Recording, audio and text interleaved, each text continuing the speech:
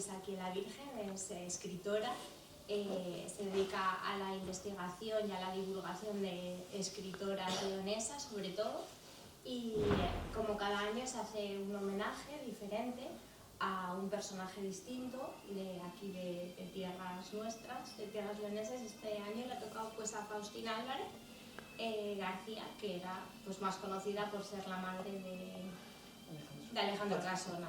Así que bueno, ya nos cuenta Merce un poquito. Bueno, pues nada, muchísimas gracias por estar aquí. Sé que la tarde hoy se ha puesto muy fría, da pena salir de casa. Pero bueno, creo que conocer a Faustina nos puede calentar un poco el corazón, ¿no?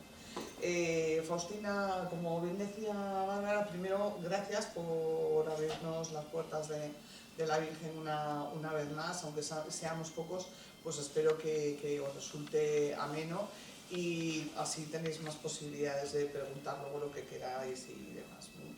Como somos poquitos y bueno, pues me voy a permitir tutearos, así nos sentimos más en casa, y lógicamente luego cuando os toque el turno a vosotros, pues os pido lo mismo, ¿no? Bueno, el proyecto de Faustina es un proyecto que forma parte de lo que ahora ya tiene un nombre propio, que es el de rescatar la memoria, ¿no? Empezó de una manera puntual en el año 2018 como un homenaje de las escritoras leonesas, que decidimos que éramos muchas, que nunca nos juntábamos para nada y que ya iba siendo hora, ¿no? Y pues en principio, a modo casi anecdótico, decidimos juntarnos ese 2018 para hacerle un homenaje el día 8 de marzo a una mujer que en tiempos anteriores hubiera andado los caminos de la literatura antes que nosotros. Comenzamos por Concha Espina, que a pesar de no ser leonesa, estaba muy vinculada a la provincia de León, bueno, y a partir de ahí todo ha ido creciendo, se ha ido formando como una bola, ¿no? Ya vamos por la novena, creo que es octava, bueno, es que estamos trabajando ya en la novena, y fue a partir del 2022 cuando empezamos con este formato de libro. Primero era un homenaje, era un pequeño librillo en el que las escritoras le dedicábamos un texto nuestro a esta mujer que habíamos elegido. Las tres primeras fueron Concha Espina, Josefina Aldecoa, que sí que es nuestra, y Alfonsa de la Torre, que tampoco era nuestra.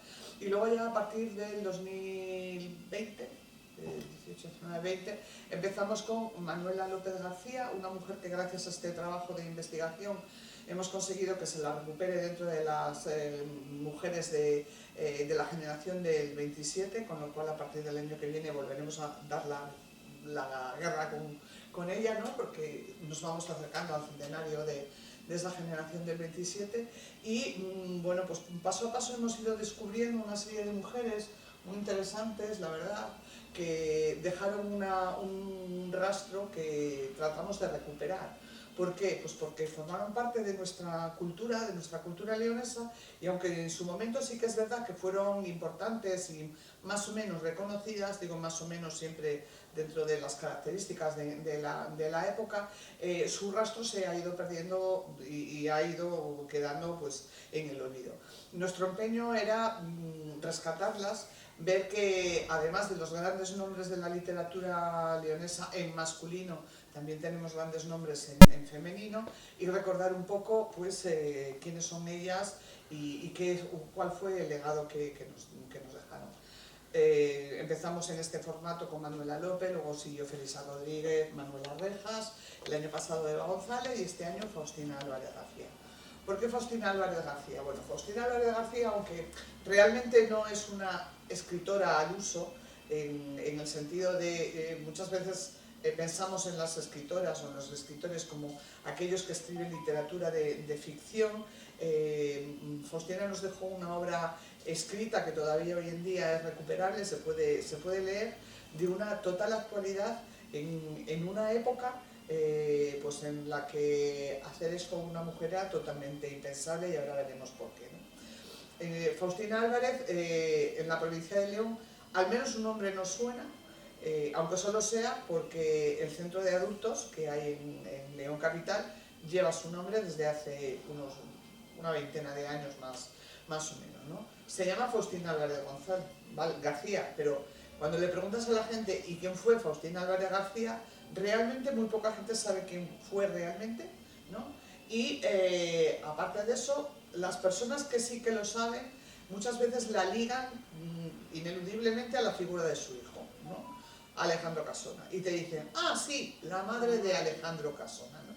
Pero hay una anécdota en este sentido que a mí me gusta mucho utilizar, porque cuando me metí de lleno a investigarla y bueno, pues cada vez cautivándome más, me encontré con unas declaraciones de Alejandro Casona en una entrevista que le hicieron en un tiempo, ¿no? Y él dice, yo no entiendo por qué a mi madre de mi madre siempre dicen es la madre de Alejandro Casona, cuando en realidad deberían decir que yo soy el hijo de Faustina Álvarez García, ¿no?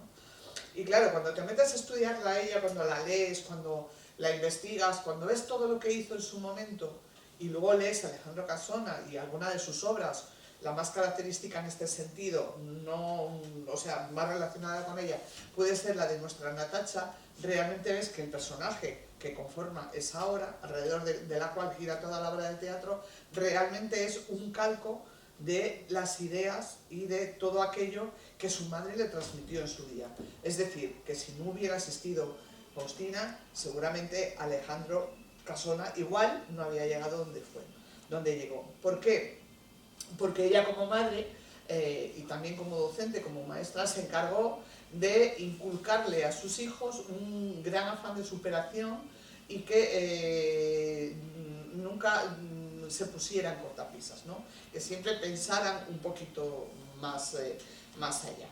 Y bueno, pues la ves reflejada, ¿no? Entonces, realmente lo que debería ser es al revés. Pero bueno, vamos con ella, ¿no? Que es la importante y es realmente la protagonista de esta historia, y además hoy lo hacemos en un momento en el que, bueno, pues hoy se conmemora los derechos de los niños y las niñas.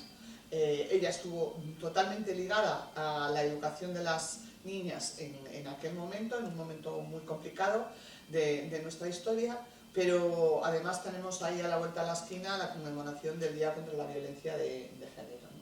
Y bueno, pues a día de hoy sabemos que no hay nada mejor para luchar contra esa lacra social que la educación, ¿no? Entonces, en ese sentido, ella también fue una pionera.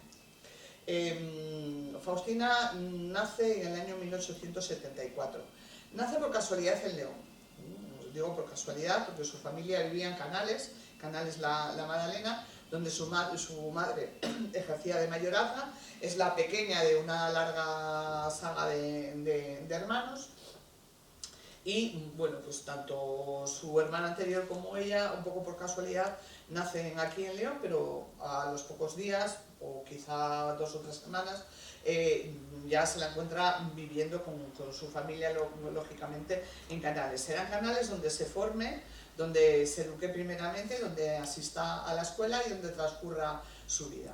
Lo hace en un momento, en el año 1874, en España había una controversia en el tema de educación, ¿no? Es decir, veníamos de una larga tradición en la que la educación de las niñas no tenía importancia ninguna, no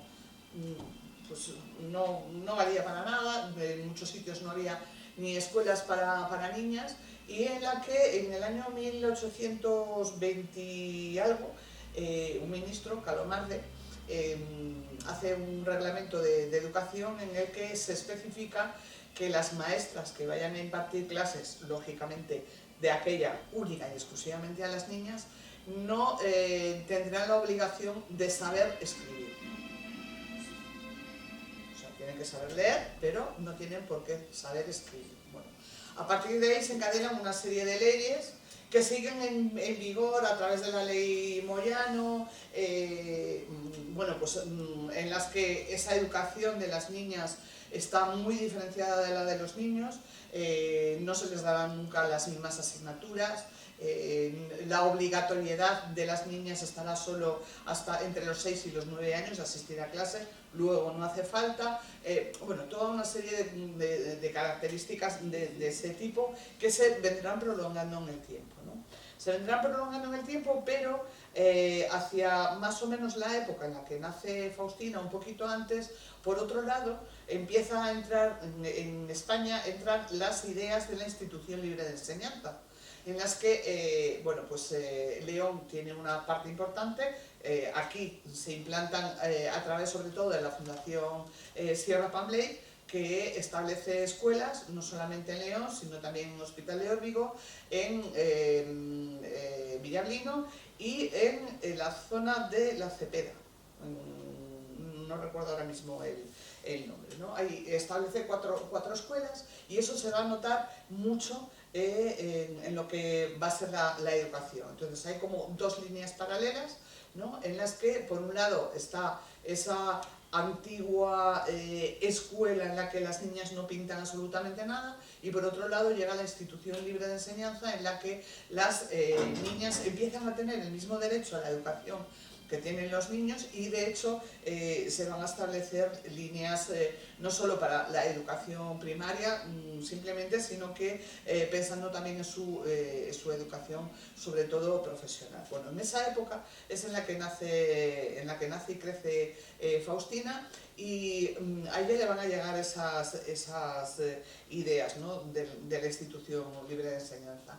Van a hacer además con unas ganas de aprender impresionantes, con una curiosidad impresionante, todo le venía bien para leerlo, y eso chocaba también con las ideas de su propia madre, que era de las de la antigua escuela, y no entendía para qué le podía servir a una mujer saber leer, ¿no? Y mucho menos estudiar, ¿no? Entonces ella a menudo, pues las crónicas familiares, ¿no? Murmuran que se escondía debajo de las faldas, o sea, de las mesas, de la falda de la camilla, para que su madre no la pillara, porque cada vez que la pillaba leyendo, la castigaba, ¿no? Bueno, aún así consiguió saltarse esa oposición, y nos la vamos a encontrar con 16 años ya matriculada de magisterio. Lógicamente, en aquel momento el sistema de estudios no tenía nada que ver con el actual, llegaba mucho antes, se llegaba por varias vías al magisterio, había distintos niveles, no como ahora que son todos iguales, entonces había distintos niveles, y bueno, pues al primero llega Faustina con 16 años. Sabemos que rompe esa oposición de la madre porque con 16 años era menor de edad, en aquel momento la mayoría de edad estaba en los 23 años, y pues el permiso, le tienen que dar un permiso a sus padres. El permiso está firmado por su madre porque su padre ha fallecido, y entonces lo firma como viuda de, ¿vale? Y por eso sabemos que al final consiguió romper esa oposición materna. En torno a Faustina siempre, claro, es una época muy compleja en la que es difícil llegar a manejar toda la documentación del momento. Había muchas cosas que se habían perdido, había muchos datos incorrectos, no se sabía muy bien dónde había estudiado. Unas fuentes decían que sí en León, no podía ser porque la escuela normal de maestras se abre justo en el año 1897, cuando nos encontramos ya a Faustina en el 94 con su carrera terminada, unas oposiciones hechas y ejerciendo de maestra en un pueblo de cerca de La Robla. Entonces en no podía haber sido, pero en Oviedo, que sería el paso lógico porque dependimos del Distrito Universitario de Oviedo, creo que hasta mi promoción, creo que soy la primera promoción de maestros y maestras que sale de la Universidad de León. Hasta entonces habían salido todas de la Universidad de Oviedo. En Oviedo tampoco se encontraba rastro de su expediente. Entonces, si el expediente no estaba ni aquí ni allí, en algún sitio tenía que estar, y bueno, fue una de las peleas que yo me propuse, ¿no? Es decir, tengo que encontrar dónde está ese expediente, como sea. Bueno, al final apareció en la Universidad de Valladolid, ¿no? Me llevaron a ella precisamente los expedientes de Manuela López y de Felisa Rodríguez, ¿no? Es muy curioso porque, bueno, ella eran 3 años en aquel momento, hace primero y tercero de forma libre, y segundo lo hace de forma oficial, pone como domicilio un domicilio de Valladolid que pertenece a su hermanastro, a al primer hijo que su padre tuvo con una primera mujer que pertenecía al cuerpo eclesiástico. Y es muy curioso porque cuando ves el expediente, bueno, de ese segundo año, que es el oficial, curiosamente es del que menos datos hay, ¿no? Pero cuando ves el expediente de los años anteriores, te das cuenta de el poco aprecio que ella le tenía a la enseñanza más específica para niñas. Es decir, en aquel momento, como sucedió durante muchísimas décadas todavía después, las chicas estaban obligadas a dar labores ya en el magisterio. Además de eso, se tenían que examinar a mayores en las oposiciones las maestras, cosa que lógicamente no le ocurría a los maestros, ¿no? Y eso es algo de lo que ella se quejó siempre, de por qué ellas tenían que examinarse de más cosas cuando luego en la práctica real había casi 2/3 de diferencia entre lo que cobraba una maestra a lo que cobraba un maestro, ¿no? Entonces ellos cobraban muchísimo más que ellas, ¿vale? Entonces vamos a ver cómo sus peores notas son precisamente en religión y en labores del hogar. O sea, no me acuerdo cómo se llama exactamente labores del hogar, pero vamos, en labores del hogar, ¿no? En cambio, en aquellas en las que tenía que desarrollar el pensamiento y demás, ahí era un hacha y sacaba unas notas buenísimas, cosa que hizo a lo largo de toda su vida y por lo que toda su vida se la reconoció. Bueno, tras este periodo de formación, como decía, en el año 1894, ella va a estar dando clase en un pueblito de la zona de Alba, al lado de La Robla. No se sabe muy bien si en Olleros, si en Llanos, porque falta mucha documentación a la que no se ha podido acceder. Incluso hay fuentes que la sitúan trabajando en algún momento en Busdón, pero intentando compaginar, o sea, contrastar datos, pues el alcalde de Busdón me dijo, olvídate, porque todo lo que sea de antes del 36, todo eso desapareció con la guerra, ¿no? Entonces, bueno, pues hay cosas que es imposible contrastarlas. Y es imposible contrastarlas porque aunque tiremos de lo que entonces era el BOE, que era la Gaceta de Madrid, que era el correspondiente al BOE, lo que solía pasar es que muchas veces se les adjudicaba una plaza a la que los maestros nunca llegaban, porque por el camino se encontraban con otra oferta mejor y se quedaban por el camino. Entonces, luego te encuentras cuando aparece a lo mejor su expediente en una oposición posterior que te dice pues tantos años de referencia y viene de este sitio y dices, no, pues no es el dato que yo tenía, ¿no? Entonces hay cosas que va a ser casi imposible, pero bueno, nos ayuda bastante a seguir el rastro. Bueno, en el año 94, como decía, empieza su labor como profesional, como docente, como maestra rural, de lo que ella siempre presumió, ¿no? Y al mismo tiempo va a empezar su vida familiar personal, ¿no? Conoce poco tiempo después de instalarse en la zona de Olleros, va a conocer por casualidad a Gabino Rodríguez, un maestro que viene de Asturias, que viene a hacerse cargo de la escuela de Riello. Se van a conocer, van a entablar relaciones y se van a casar. Y en el año 1900 ya sabemos que ella ha dado a luz a su primera hija, a Teresa, en Canales precisamente, y que va a pedir el traslado, está embarazada ya de la segunda, de Matutina, y que va a pedir el traslado a Besullo, porque en ese intermedio, ya en tierras asturianas, Besullo, que es la localidad de la que procede Gabino Rodríguez, es donde al final ha acabado destinado. Consigue que la destinen a Besullo, se va con la pequeña Teresa de apenas un año, embarazada de Matutina, por unos caminos infernales. Haceros una idea, que está en la zona de Cangas hoy es Cangas del Narcea, entonces eran Cangas del Tineo, allí en medio de la montaña. Bueno, pues llega gracias a las mulas y bueno, pues lo que era entonces la vida, ¿no? Llega a una escuela ínfima, en la que unas condiciones pésimas. Entonces como le va a ir ocurriendo en todas las escuelas en las que vaya llegando, lo primero que tiene que hacer es coger la escoba y algo más para poner en condiciones la escuela, que está, bueno, pues imaginaros. ¿Por qué? Pues porque en aquel momento las escuelas, especialmente de niñas, eran lo último de lo último. Entonces cualquier otro espacio era más importante para el municipio que la escuela de niñas, ¿no? Entonces, un salón de baile, bueno, 1000 veces por delante de lo que podría ser la escuela de niñas, ¿no? Entonces nos vamos a encontrar escuelas de niñas en almacenes abandonados, en capillas abandonadas llenas de humedad, bueno, lo peor de lo peor, ¿no? Bueno, cuando ella llega a Vesullo, ya a su destino, que es de donde procede, donde está la familia, además de Alejandro, que tiene también, sus hermanas son también maestras, su madre también es maestra, ella llega y a Gabino le destina o pide traslado a Luarca, ¿no?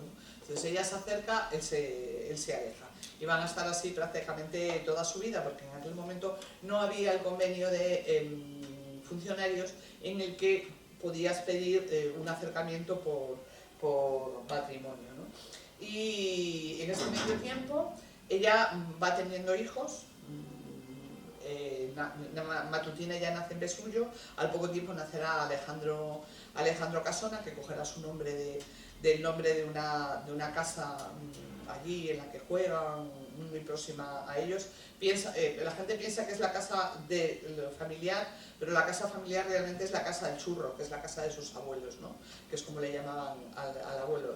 La Casona es una casa de una familia muy bien posicionada, bueno, pues con la que ellos también mantienen una relación, ¿no? Y bueno, pues a partir de ese momento va a empezar también el peregrinaje de Faustina, ¿no? Una vez, como él está en Luarca, ella va a pedir traslado a Luarca, le van a conceder Narcea, está justo al lado. Cuando llega a Narcea, Gabino se traslada a Villaviciosa. Y todo el tiempo así, ¿no? El problema en aquel momento es que el magisterio no era como ahora, que tú sacas las oposiciones una vez y ya está. Y luego lo que haces es presentar una relación de méritos para ir optando a otros puestos, ¿no? En aquel momento no era así. Y cuando querían mejorar de situación, de escuela, porque había escuelas de distintas categorías en las que se cobraba distintas cantidades, cada vez que tenías que presentarte a nuevas oposiciones, ¿no? Y entonces Faustina se pasó la vida presentándose a oposiciones para ir mejorando de puesto, siempre con los hijos a cuestas, ¿no? Porque mientras los hijos eran pequeños el cargo lo tuvo ella, aunque luego a medida que iban creciendo, bueno, pues como se los iban dividiendo. Y Alejandro, por ejemplo, que es, claro, del que más fue el que llegó a ser más famoso y por lo tanto el que más datos tenemos, decía, ya nos criábamos como una familia de ahora. Él decía, esto lo decía en los años 60, cuando empezaban las separaciones ya y este tipo de cosas. Él además había estado en el extranjero, como una familia separada, ¿no? Pues íbamos con uno o con otro en función de las necesidades y de los requerimientos. Bueno, después de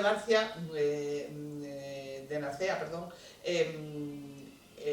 Faustina se va a presentar a una última oposición en su carrera como maestra, que va a ser la que le conceda el Miranda de Avilés. Miranda de Avilés va a ser la última escuela en la que ejerza como maestra y ya tiene a sus 4 hijos.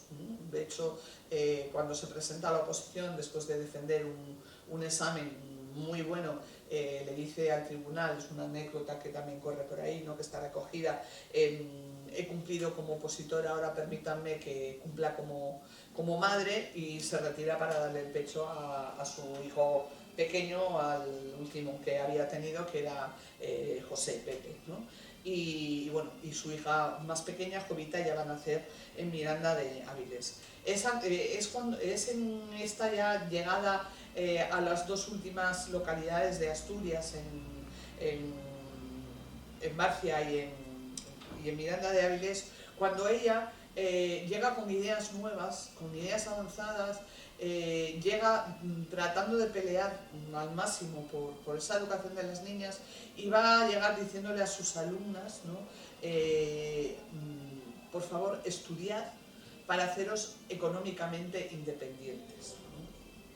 Pues estamos hablando del año 1910, ¿no? Imaginaros el avance de esa cabeza, es decir, estudiad, haceros económicamente independientes, que no pasa nada, y decir que lo demás lo podéis seguir haciendo igual. Y aquí, de alguna manera, como diciendo, aquí tenéis mi ejemplo, soy madre, soy maestra, soy madre, soy esposa, ¿no?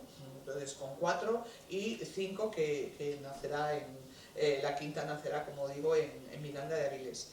Y es en ese medio tiempo, ya cada vez más formada, pues imaginaros las líneas de formación que tenía que haber entonces, es decir, viviendo en pueblos de mala muerte, cómo se las apañaba ella para estar al tanto de todo lo que ocurría, de todo el avance educativo que se estaba produciendo, no solamente en España, sino en Europa, ¿no? ¿Cómo lo hacía? Porque lo hacía, ¿no? Y todo eso se transmite en lo que nos dejó. Entonces, ella va a estar al tanto de esas nuevas teorías educativas que vienen de Europa, conoce ya a Freinet, conoce a Leibniz, conoce a toda una serie de personajes que están relacionados con la escuela. En España, una de las escuelas más avanzadas son las escuelas del padre Manjón, que siguiendo un poco esa línea de la institución libre de enseñanza, proclaman que la educación tiene que partir de la realidad de los alumnos y de lo que los alumnos realmente necesitan para que puedan aprender y que, vaya, que quieran aprender. Todo eso ya lo maneja ella perfectamente, ¿no? Entonces llega Miranda de Avilés y llega con una serie de innovaciones. Aparte de eso que comentábamos, de esos comentarios que le hace a sus alumnas, en Miranda va a estar 6 años, es el periodo más largo docente que va a tener en su vida, de los 20 y tantos que estuvo dando escuela, dando clase, y va a imponer una serie de mejoras que tienen que ver con la educación de las niñas, ¿no? Entonces, la educación de las niñas que hasta el momento pues pasaba por memorística, no tenían libros, entonces aplica una serie de normas que tiene que ver con esa institución libre de enseñanza. Entonces, una de las medidas que ella impone va a ser la libreta de cosecha propia que le llaman, ¿no? Entonces, bueno, el libro, como va a ver si luego quieren acercarse y echarle un vistazo sin ningún tipo de compromiso, está dividido en 3 partes. La primera, que es la parte más de investigación, una segunda parte en la que hay personas que hablan de distintos aspectos relacionados con ella o con las personas que estuvieron relacionadas con ella, y luego está el homenaje literario, ¿no? El homenaje literario pues lo han hecho compañeras como Bárbara, que ya desde hace unos años pues forma parte siempre ¿cómo se llama? del proyecto, y bueno, pues ellas, una vez leída la información que yo les voy pasando, conociendo el personaje y demás, van escribiendo cosas. Para ver esa libreta de cosecha propia, que fue lo que inspiró a una de las compañeras, pues voy a leer el relato que le inspiró a ella, porque así se ve un poco en lo que consistía el asunto, ¿no? Dice: la maestra, se titula así, Mi libreta de cosecha propia, y la autora es Macu García. Dice: la maestra nos ha mandado hacer una redacción en la libreta destinada a los resúmenes de sus lecciones, las notas de las explicaciones que da en clase y las observaciones personales en la vida de nuestro pueblo. Esto no era nada habitual, pero eso es algo que ella impone, ¿no? Doña Faustina hoy ha lanzado una pregunta. ¿Qué harías durante un día entero para ser completamente feliz? Espera inquieta nuestras respuestas. Sé, por los comentarios, que muchas de mis compañeras estarán escribiendo sobre la posibilidad de comer un buen filete o un chocolate con churros. Estos manjares escasean en nuestras mesas y también para mí se convierten en un sueño. Pero yo quiero otra cosa. Incluso deseo que dure mucho más que un día. Anhelo escribir. Primero esta redacción, luego un poema, más tarde un relato, hasta que el tiempo libre y el conocimiento me permitan escribir una novela.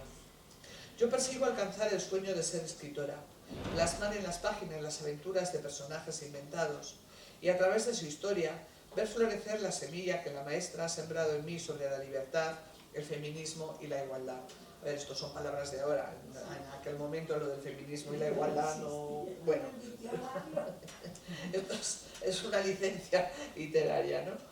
Pretendo dejar constancia, dibujando un mapa con palabras, de las privaciones que vivimos, del color del delantal que la maestra nos ha pedido para venir a clase y de ese modo poder esconder el desgaste de nuestras ropas y durante unas horas igualarnos todas de los sabores de comidas que aún no hemos probado. Aspiro a surcar con frases y estrofas los mares de los sueños con futuro, impregnar con palabras libertarias el pensamiento y, si es posible, perdiéndonos en ellas, huir durante un rato de esta realidad abrumadora. Estamos hablando de un momento en el que salíamos de una guerra, que aunque España no había participado directamente, la Primera Guerra Mundial era una guerra complicada, ¿no? Y eran momentos de mucha pobreza en España. Entonces todo eso se reflejaba también en las escuelas, como hemos dicho, y bueno, pues ella trató de instaurar una serie de medidas para que esa pobreza no se viera, no fuera tan palpable en la escuela. Como hablamos de versos, y para callarme un poco y así, pues Bárbara nos va a leer. Bueno, pero bueno, no, vale, me gusta mucho este, entonces se titula, lo ha escrito Mercedes, se titula 30 más 4.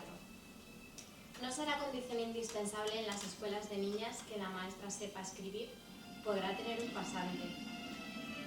Esta es una cita del reglamento sobre la enseñanza primaria firmado por el ministro de España, Calomarde, publicado en 1825 y entró en vigor en 1838.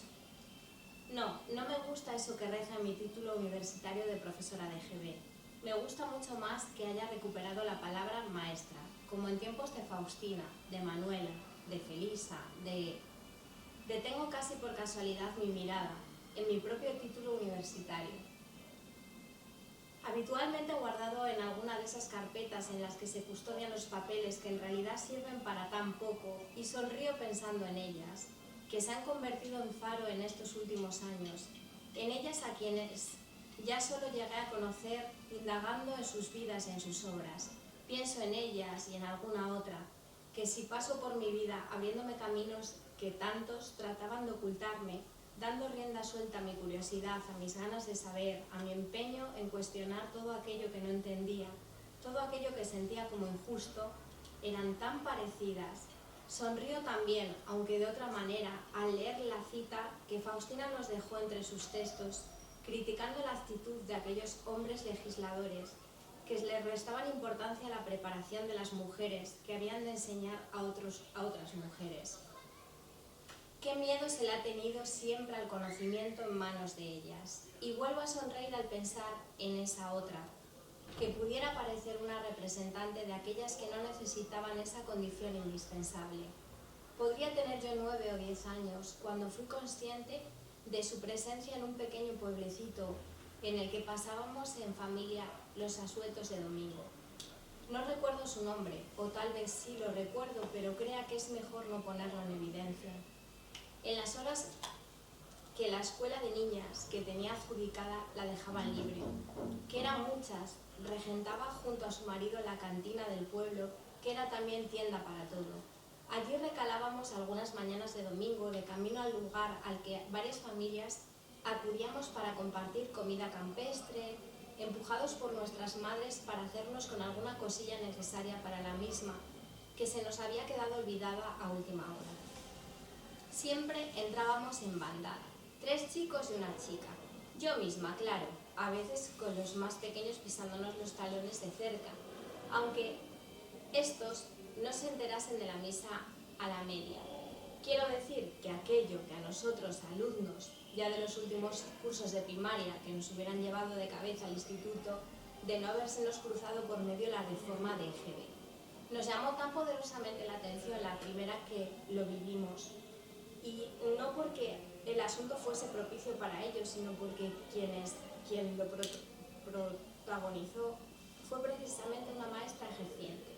Recuerdo que la primera vez que fuimos conscientes de tal situación, habíamos entrado en el colmado a comprar 1 kilo de arroz, pues el que había en casa no llegaba para la paella, a la que finalmente se habían sumado más comensales de los previstos.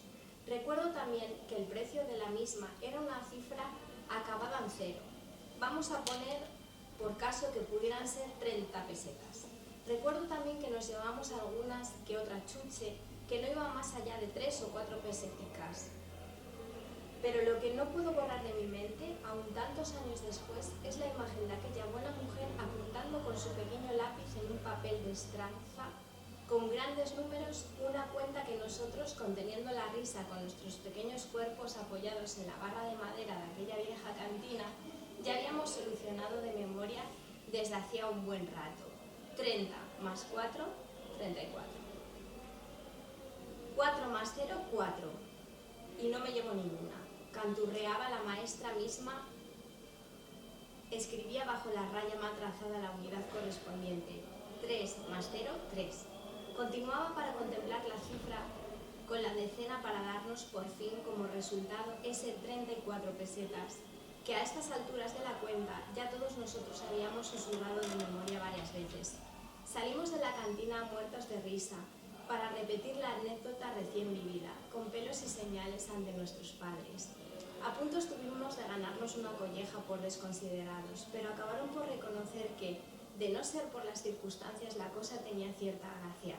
Desde aquel día entramos muchas más veces en la cantina y muchas más nos burlamos de la falta de peripecia de aquella mujer para con las matemáticas más simples. Claro está que al haber sido por sus alumnos seguramente nos habrían entrado más ganas de llorar que de reír, como les pasó a algunas de las alumnas que pasaron por su escuela unitaria y a las que conocí años más tarde ante la desgracia de ver cómo era incapaz de ponerlas al mismo nivel que al alumnado de otras escuelas, haciéndolas perder buenas oportunidades de aprendizaje. No sé por cuánto tiempo más estaría ejerciendo en aquella pequeña escuela. Creo que muy pronto se cerró por falta de alumnado, no me extraña, pero de vez en cuando me viene a la cabeza su recuerdo y pienso en el abismo que durante tanto tiempo separó a unos y a otros tipos de maestra. Me quedo, claro está, con las primeras, por Mercedes. Bueno, esto es una anécdota que yo viví con una maestra de un pueblo, entonces recuerdo perfectamente su nombre. Sí. Afortunadamente a mí no me daba. Y yo que soy de la Virgen de toda la vida, y Teresa sabrá, a mí cuando leo me encanta porque me hace acordarme de doña Catalina, no sé si la conociste, que tenía una tiendita aquí. Catalina. Sí. Catalina, y Catalina se llama su nieta también. La tienda. No me acuerdo de Señora, de Ponce y de Una la señora Nazaret. Y una tiendita pequeñita que había. ¿Una cartera? No, por la zona de donde el santuario, por ahí detrás. Ah, que vendía grano. Sí, ¿cómo se llamaba esa tienda? Ella se No sé cómo llamaba Doña Catalina. Y siempre tenía un trozo de papel de estraza y apuntaba y sumaba. Lo mismo. Ah, ya sé. 4. Frente del taller de... Que me parece que eran de la aldea o de un pueblo de esos. Sí, ya sé quién dices. Sí, Y entonces ahora cada me vez que doy la cuenta. veo Ahora, siempre vale, me sí. acuerdo de esa mujer que siempre me regalaba Claro. una chuche cada vez que iba. Sí, Bueno, sí. un poco para ver la diferencia, ¿no? Y cómo, bueno, Faustina, una de las cosas que hizo mientras ejercía de maestra, aparte de todas esas novedades que fue introduciendo, fue animar a sus propias alumnas a estudiar, ¿no? Entonces, cuando veía que una alumna despuntaba, pues animaba a sus padres, muchas veces, bueno, tenía que convencerles, y en la mayor parte de las ocasiones era ella misma la que se proponía para prepararlas para ese examen de ingreso a la escuela de magisterio, normalmente de Oviedo y demás, ¿no? Y en algunos casos incluso llegó a pagarles los estudios. Con lo cual ella lo que iba haciendo era crear como una especie de cascada, ¿no? Porque a su vez algunas de estas otras maestras que fueron animadas por ellas a estudiar, a su vez le dieron estudios a, por ejemplo, algunas de sus hermanas, ¿no? Un proceso que luego además siguió cuando llegó a su etapa de inspectora. Otra de las cuestiones que ella puso de manifiesto durante su estancia en Miranda de Avilés fue la creación del delantal, ¿no? Como decía, eran escuelas muy pobres en las que se notaba mucho la diferencia entre las clases sociales, ¿no? Y entonces ella, al llegar a Miranda de Avilés, puso en marcha, en aquel momento había empezado a funcionar el Instituto de Previsión y se habían puesto de moda, digámoslo de alguna manera, es decir, las mutualidades escolares, ¿no? Instituciones a través de las cuales se pretendía conseguir una serie de mejoras para aquellos alumnos que estuvieran afiliados a esas mutualidades, creando unas pequeñas cartillas de ahorro y, bueno, aparte de darles una serie de mejoras, como podía ser, pues claro, hoy tenemos una seguridad social que nos protege a todos, pero en aquel momento no, la mortalidad infantil era muy grande y entonces las mutualidades escolares, una de las cosas de las que se encargaban, por ejemplo, era de pagar un médico que atendiera a los niños y niñas afiliados a esa mutualidad.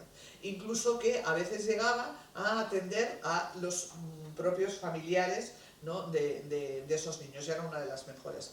Entonces, ella, una de las cosas que creó fue el delantal, que fue, bueno, pues como el anticipo de los uniformes de hoy, que es curioso porque aquí en España hoy en día los uniformes los llevan precisamente las escuelas concertadas o las escuelas privadas.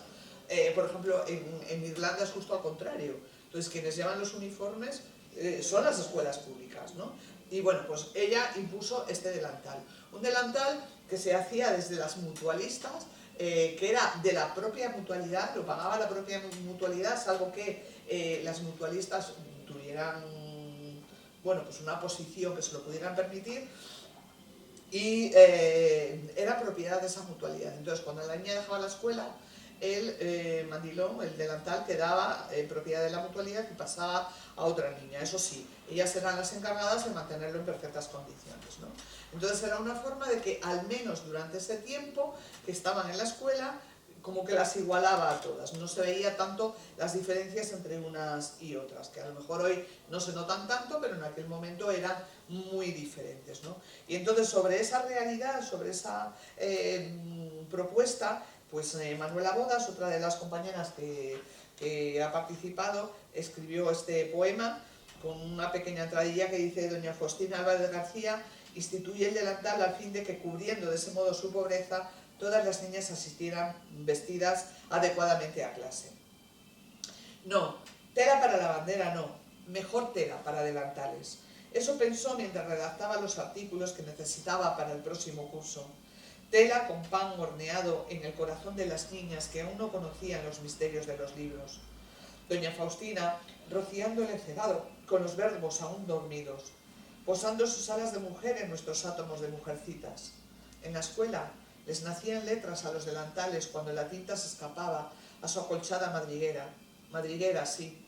Aquellos delantales fueron madrigueras de letras que con amor entran. Les nacían letras a los delantales que ocultaban el exclusivo de la pobreza.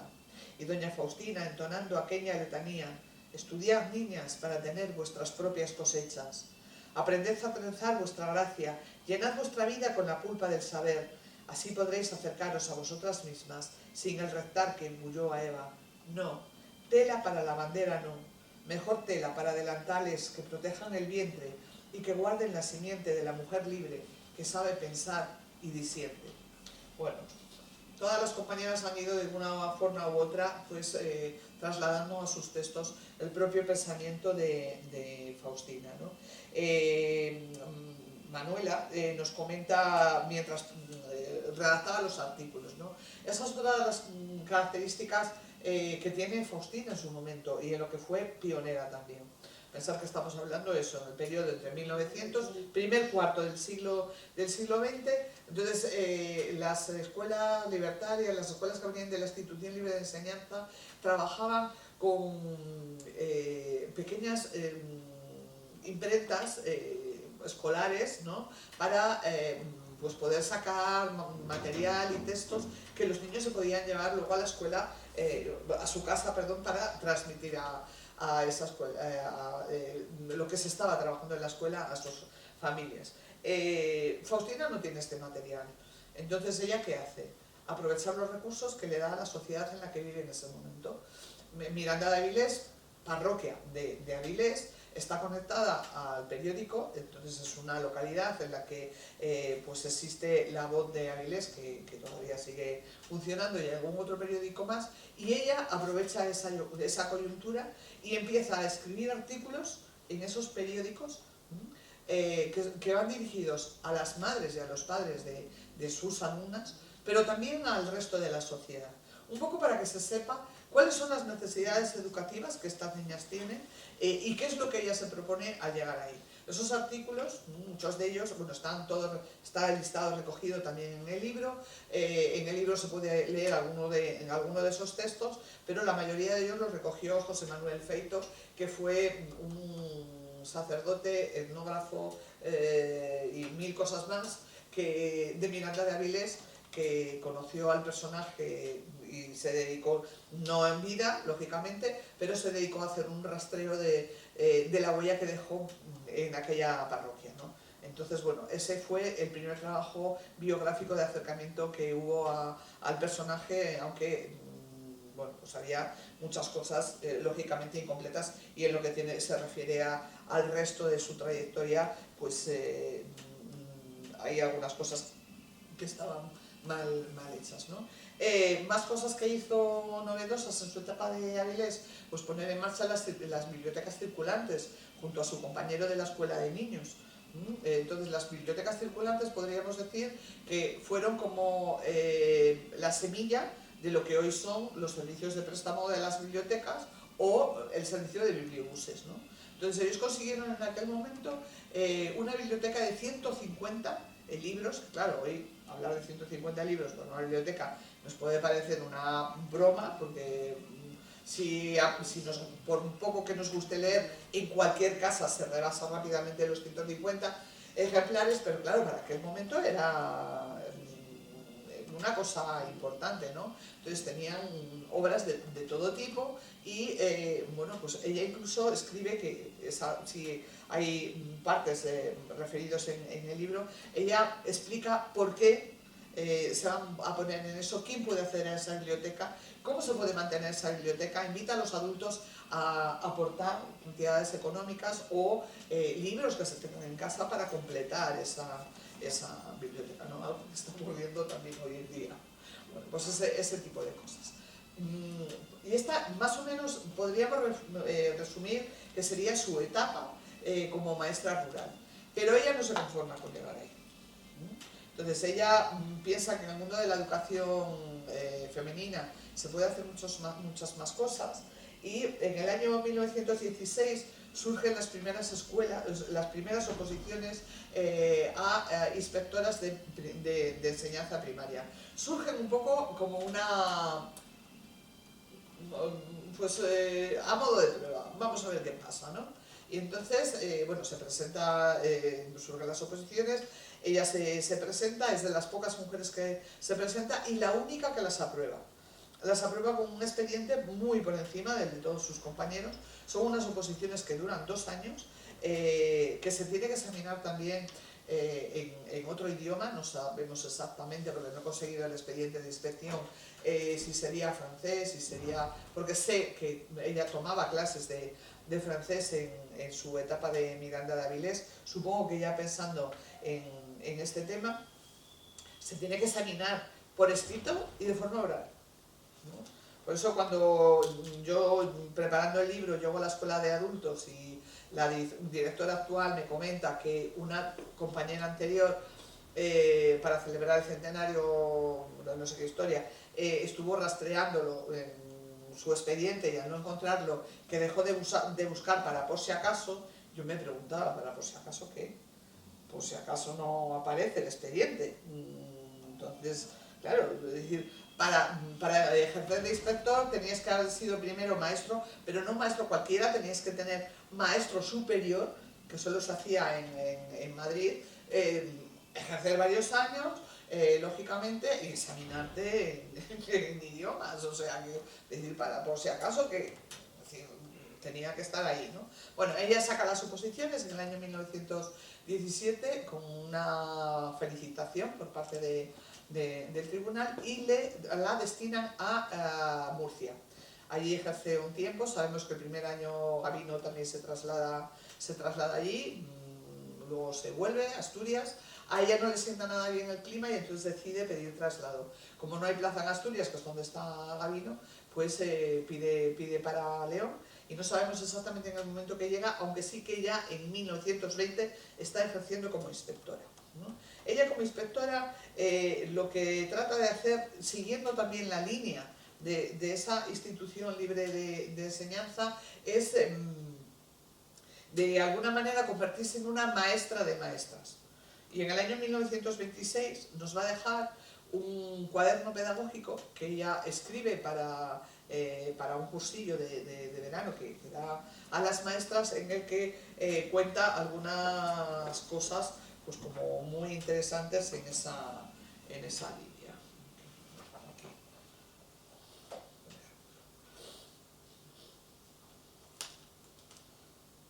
Bueno, en todo esto, entre medias, ella cada año, cuando se reúnen los inspectores de toda España, la debían de tener más miedo que un torno, ¿no? Porque ella siempre fue defendiendo pues, la mejora de la calidad de la enseñanza y demás. Entonces, en una de las actas de esos encuentros, que están refiriendo, pues intervino tal provincia y en su representación tal. Cuando llegan a León dice, y por León interviene doña Faustina Álvarez. Y ya no cuenta más. No más. O sea, ya no más, ¿no?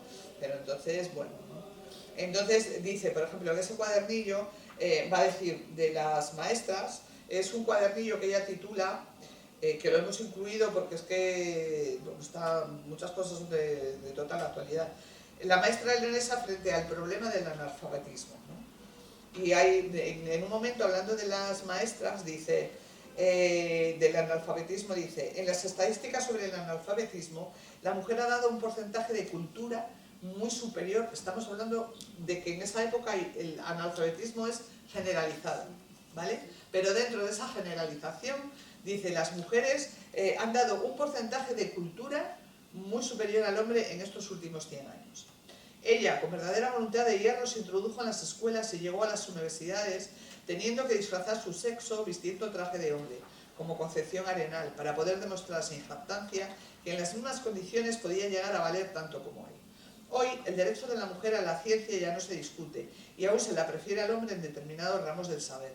Pero el esfuerzo que supone haber conseguido esa rehabilitación en tan corto tiempo no se le reconoce con justicia. Dice, volvamos a la maestra nacional, siempre postergada ante el hombre. Se le exigen los mismos deberes. Aún ha de aprobar 4 cursos de labores en las normales. En oposiciones se le exige un ejercicio más. Y sin embargo, no se le reconocen los mismos derechos. Entre esos derechos está por ejemplo, pues,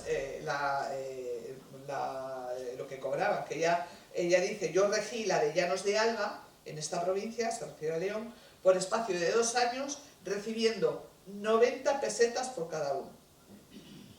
Tenía el título superior y unas oposiciones aprobadas. Pero luego, si vamos al papel de la inspectora, nos dice, la inspectora, como el inspector, debe llegar al último pueblo de la provincia donde exista otra maestra como ella para alentarla y orientar su labor educadora.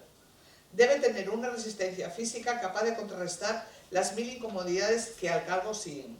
Poder caminar 10 o 12 kilómetros a pie sin cansarse. Saber montar a caballo para recorrer más largas distancias por entre breñas y matorrales, sin necesitar guía que lleve del ronzal. no preocuparse del frío ni del calor, de tener que dormir en la mala cama de una taberna o comer unas sopas de ajo, porque en muchas ocasiones no tendrá otra cosa. Debe preferir los pueblos más apartados porque allí hace falta su labor. Más falta su labor. Debe tener por lo menos 30 años, haber sido inspectora interina bajo la dirección de un jefe muy capacitado y tener una personalidad propia capaz de imponer con su mirada al hombre más libertino. No aceptará ni dentro ni fuera de la oficina y de la zona otras consideraciones que las que la educación exige a los hombres entre sí, de tal modo que haga olvidar su sexo para que se vea en ella solo al funcionario probo con todas las cualidades que se exigen para ser tal. Entonces, en esta línea va, ¿no? Para hacer el libro tuve la suerte de que la familia conservase de lo poco que conserva, porque claro, cada hijo acabó en un sitio diferente, algunos incluso en el exilio, murieron todos muy jóvenes, entonces hoy los que quedan vivos ya son nietos y bisnietos, pero tuve la suerte de que me pasaron un cuadernillo de notas que sería, pues, será como la mitad de esta libreta, ¿no? En el que ella iba tomando sus notas de inspección, ¿no? Va de diciembre de 1924 a mayo de 1926, ya ejerciendo en León, justo antes de escribir este cuadernillo pedagógico para las maestras, y en ese espacio de tiempo, teniendo en cuenta que hay periodos de vacaciones y una estancia de 2 meses que se ausenta para ir a unas oposiciones, acudir a unas oposiciones que tiene que acudir como inspectora en Murcia, recorre nada más y nada menos que 85 escuelas a lo largo y ancho de gran parte de la provincia leonesa. Entonces, se ve además como una de las reclamaciones que ella hace al cuerpo de inspección es que se pongan tantas inspectoras como necesarias sean para cubrir todas las escuelas de niñas que hay. Porque en aquel momento las inspectoras solo podían visitar las escuelas femeninas. O sea, no podían entrar en una escuela de maestros. Los inspectores sí podían entrar en las escuelas de niñas, pero al revés no. Solamente podían inspeccionar las escuelas mixtas si estas estaban regidas por una maestra. Si estaban regidas por un maestro, no. Bueno, pues en ese espacio de tiempo recorre 85, algunas visitadas varias veces, y es muy gracioso. Bueno, ahí hacemos un comentario a esto, porque ves claramente cuál era la situación social de las escuelas, ¿no? Se preocupa de cómo estaba el tema de la maestra, el número de niñas que asistían. Algunas son auténticas barbaridades. En algunas escuelas se hacinaban hasta 90 alumnas para una sola maestra, ¿no? Describe las condiciones físicas del espacio que las acogía, etcétera, etcétera, etcétera. Incluso a veces por las relaciones familiares, ¿no? Entonces, bueno, proponiendo, la verdad es que es muy interesante. No leas eso, vas a leer tu texto porque vamos a ir terminando, ¿vale? Porque no quiero enrollarme tampoco mucho, entonces va a leer ella su texto. Voy a terminar con un poema y luego ya preguntáis lo que queréis. Maestra de sueños, repartes letras y luz en una aldea asturiana. El aula humilde es un lujo de países, historias y palabras mágicas para caritas tiznadas que aprenden que el mundo empieza allí y no se acaba. Hay fuerza en el verso, magia en la idea, y el vuelo más alto comienza en la tierra. Cargas libros, tizas, tapices y mapas, abres puertas al sueño, enciendes el fuego y ya no se apaga. Cuentas historias, trazas destinos, hablas de héroes y mitos antiguos. Más que maestra eres guía y sendero, eres faro que brilla y evita naufragios en vidas tempranas. Faustina, tu voz profunda y sonora va despertando niños somnolientos. Son tiempos duros y enseñar es un credo. Tus libros guardan respuestas a preguntas que aún no se hicieron. En cada palabra, en cada enseñanza, ofreces el comienzo de un misterio. Tu imagen sencilla se vuelve prodigio. Hablas de mares, de tierras remotas y nacen viajeros. Un día te irás a un cielo de pizarra para seguir sembrando abecedarios. Acaba el recreo, que la campana suene, porque las verdaderas maestras nunca mueren. Y ya para terminar, quiero terminar con... Yo todos estos libros los empiezo con una carta prólogo, en la que de alguna manera me dijo a las protagonistas, explicándole nuestros motivos para hacerles este homenaje. Pero bueno, el prólogo es un poco largo, pues está ahí. Sin embargo, pues en este caso, uno de los poemas de una de las compañeras, Un faro, yo creo que resume casi a la perfección prácticamente lo que yo digo en el prólogo, ¿no? Y me gusta terminar con ella. Es Julia Conejo Alonso, que es una de nuestras mejores poetas actuales, y lo hago porque, bueno, además de este carácter de poeta, ella proviene de una larga saga también de maestras. Su madre fue maestra, su tía fue maestra, bueno, un poco como la saga de Josefina Aldecoa, ¿no? Y ella no es exactamente maestra, pero sí es profesora en un instituto de secundaria de aquí de León, ¿no? Y me gusta terminar con él. Entonces se titula Un faro. Nosotras, que ya hemos recorrido caminos asfaltados y aún así tropezamos tantas veces con las piedras que nadie todavía ha sabido arrinconar en las cunetas, miramos con asombro el faro semioculto que erigiste, palabra sobre palabra, en aquel tiempo en el que las palabras vertidas al papel eran hogar que no acogía a todas, refugio impenetrable para aquellas a las que nadie había revelado consignas de apertura. Hoy queremos que vuelvan a girar las lentes destellantes que tus manos, por vez primera, supieron activar. Que nadie piensa que llegamos solas a este punto de la travesía. Que nadie olvide a las que navegaron con el viento en la cara y en contra de unas olas excesivas. Que no dejemos extraviar tu nombre, Faustina, otra vez en la marea de los años. Que si hoy estamos aquí es, en gran medida, porque tú llegaste antes y nos abriste las puertas. Y aunque hoy en día la educación es universal para niñas y para niños, a mí hay una cosa que me preocupa particularmente, y es que aunque yo no estoy ejerciendo, sí tengo muchas compañeras, incluida mi hija, que están ahora mismo en las aulas y que me dicen que ahora mismo hay una corriente entre las niñas de silencio. Es decir, que a las niñas cada vez les cuesta más hablar en clase. Y eso es preocupante, ¿no? Y por eso yo creo que, bueno, rescatar el ejemplo de mujeres como Faustina, que hicieron lo imposible por conseguir que las mujeres pudieran llegar a la educación, y más que nada porque ella defendía, hay una frase que ella dice un poco, pues, siguiendo a Leibniz, ¿no? La parafrasea haciendo la propia, es decir, dejadme durante un tiempo la educación de las niñas y haré que el mundo cambie, ¿no? Entonces ella considera que, y yo estoy con ella, que las mujeres en educación tienen mucho que hacer y mucho que decir, ¿no? Entonces es importante lo mismo que reivindicó, pues, para ellas, por ejemplo, esa educación de adultos que en un momento determinado no existía para ellas. Es decir, claro, las clases de adultos se daban en los pueblos por las noches y por las noches las mujeres no podían salir de su casa. Entonces ella reivindicó esa educación de las adultas y decía que si hombres y mujeres podían ir juntos a los toros y no pasaba nada, no lo decía ella, lo decía Concepción Arenal, que por qué no podrían ir juntos a clase de educación de adultos, ¿no? Y reivindicaba la vuelta a esas clases de las maestras, a las que también se había retirado de esta circunstancia.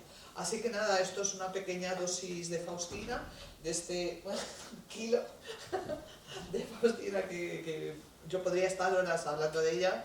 A mí ahora mismo me preguntan cuál es tu favorita.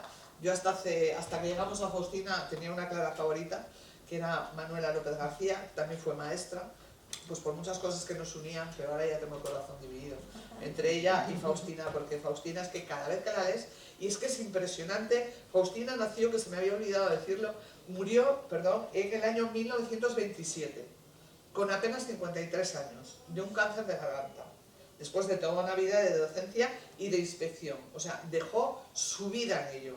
Entonces, a ver, en eso influyó mucho, pues me imagino, las condiciones de las escuelas, bueno, todo ese tipo de cosas. Yo me pregunto si esta mujer hubiera llegado a la República, con el impulso que en ese momento dio la escuela, ¿qué hubiera llegado a hacer? ¿No? Le faltó poco, ¿no?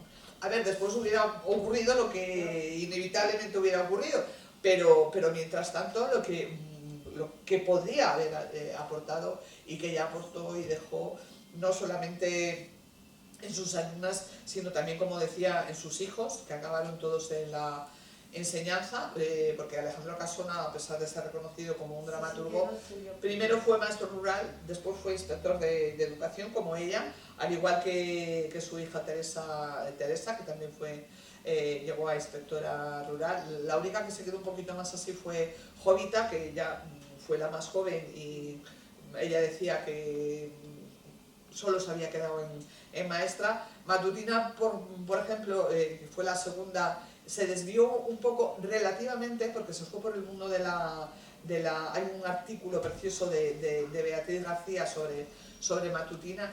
Llegó a ser una de la pediatra más importante de su momento, una gran avanzada, pero de alguna manera siguió también la estela de su madre, porque esa faceta de transmisora, de educar efectivamente, en su línea, claro, de sanitaria, de educar a otras enfermeras, a otras pediatras, tal, pero además de transmitir a través de la prensa, ¿no? Información valiosa para el público en general, eso también lo hizo Matutina. Y Pepe, el cuarto, debía ser una cabeza pensante impresionante, porque además de hacer filosofía y letras también hizo derecho en un año. Y bueno, sí, y en Oviedo todavía le recuerdan. Entonces, bueno, fue la impronta de Faustina realmente, porque a mí no estaba un poco más a la sombra, ¿no? Debía tener un carácter además impresionante, pero bueno. Pues esto es un poquito, no sé si queréis hacer alguna pregunta o alguna cosa. Pues, con los tiempos que corren. Esta es una mujer que bueno, yo creo que ahora mismo, que ahora mismo hay que tenerla presente, tenerla en cuenta, leerla, porque muchas de las cosas que en su momento dejó escrito, pensad que de las 25 personas que participamos en la parte creativa, muchas de ellas estamos ligadas al mundo de la educación, ¿no? Y todas me han dicho lo mismo, dice, es que es increíble, ¿no? Cómo muchas de las cosas que ella proponía ahora mismo pues están de total actualidad. Incluso el fragmento que comenté antes del tema de la cultura, el otro día surgió, ¿no? Eso dice, ¿por qué las mujeres? Digo, bueno, pues ella ya decía que durante un siglo, es decir, hablamos del siglo XVIII todo lo que fue el siglo XIX, a pesar de ese analfabetismo, las mujeres culturalmente eran mucho más activas, ¿no? O sea, que no es una cosa de que estemos más capacitadas para ello, es una cuestión de interés, ¿no? Entonces, ahí está, ¿no? Y luego además, pues por ejemplo, hay un apartado que es dijeron de ella, todavía José Manuel Feito, cuando hizo su libro, su investigación en Miranda de Vilés, conoció a gente, hombres, todos ellos, del mundo de la cultura, que la recordaban como una mujer culturalmente muy potente, muy interesante, que dejó huella. Así que... Bueno, no sé si queréis hacer alguna pregunta, algún comentario más. Yo no sé, el hijo que le dicen que es hijo de... Sí, Alejandro Casona. ¿Por qué es tan escritor, no? ¿Por qué es tan reconocido? Sí. Porque en su momento llegó a ser Premio Nacional de Teatro. Ah, vale, ahí llegamos. Fue un autor muy reconocido. Alejandro Casona primero fue maestro, luego inspector de enseñanza, participó en su momento en las misiones pedagógicas de la Segunda República, fue uno de los represaliados, incluso estuvo fuera de España, pero en aquel momento ya era importante a nivel teatral, ¿no? Se exilió en Argentina y en Argentina tuvo también una producción muy importante. Entonces el tema de Alejandro Casona es que tiene sus subidas y bajadas, ¿no? Entonces de momentos, de repente se pone de moda y luego vuelve a bajar, y luego vuelve a subir, y luego vuelve a bajar, pero fue uno de los premios nacionales de teatro en su momento más reconocido, ha sido muy representado. Entonces pues la Dama del Alba, nuestra Natacha, tiene una larga producción que hoy en día se sigue representando, ¿eh? Entonces eso, y si tenéis oportunidad, porque yo la verdad es que aunque a lo largo de mi vida algo de teatro he hecho, pues nunca me había yo preocupado mucho de Alejandro Casona, no estaba dentro de mi tal. Y entonces yo había leído varios artículos diciendo la proximidad que tenía lo que era su obra con el personaje de Faustina, y una vez que ya había hecho todo el proceso de investigación, que vamos, ya me había empapado, ya me la sabía de memoria, dije, voy a leerlo y efectivamente, bueno, hay varios textos en los que se puede ver un poco el rastro, pero cuando tú estás leyendo Nuestra Natacha, que es la historia de una joven profesora que no encaja en ningún lado porque no encaja, o sea, porque va por delante